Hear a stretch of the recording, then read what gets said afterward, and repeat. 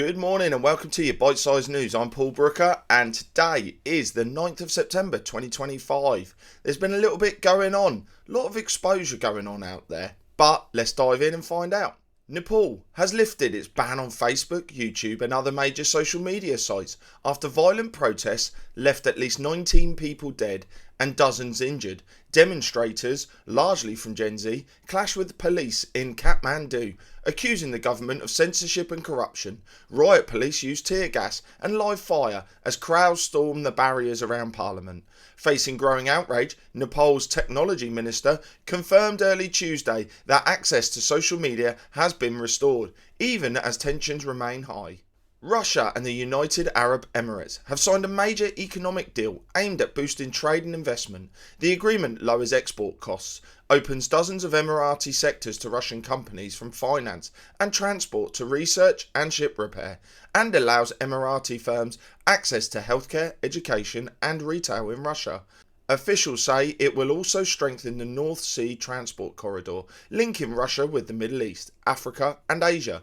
Trade between the two countries hits $14 billion last year, and Moscow expects those numbers to more than double by 2030. France's rise in debt is being called a danger to the Eurozone. Deutsche Welle reports the country's debt now stands at $3.35 trillion, or 113% of GDP, and could reach 125% by 2030. Austerity measures proposed by Prime Minister Francois Bayrou were rejected in a no-confidence vote, reflecting deep political division. Experts warn France's growing deficit, well above EU limits, combined with political instability, poses real risks for Eurozone stability. Despite this, Paris still plans to sharply increase military spending in the coming years.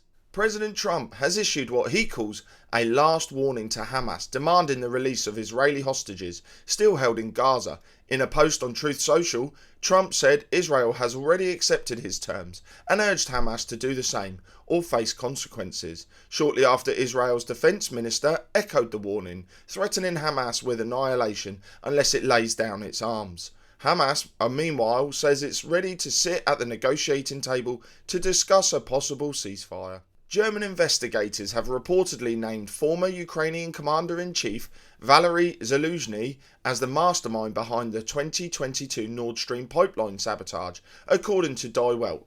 The yacht crew linked to the blast acted on his orders.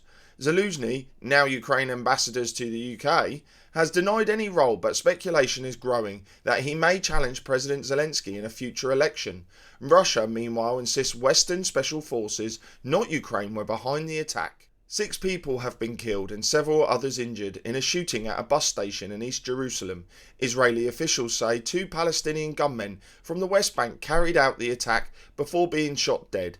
Prime Minister Benjamin Netanyahu vowed to expand Israel's war on terror, while Economy Minister Nir Barkat called for dismantling the Palestinian Authority.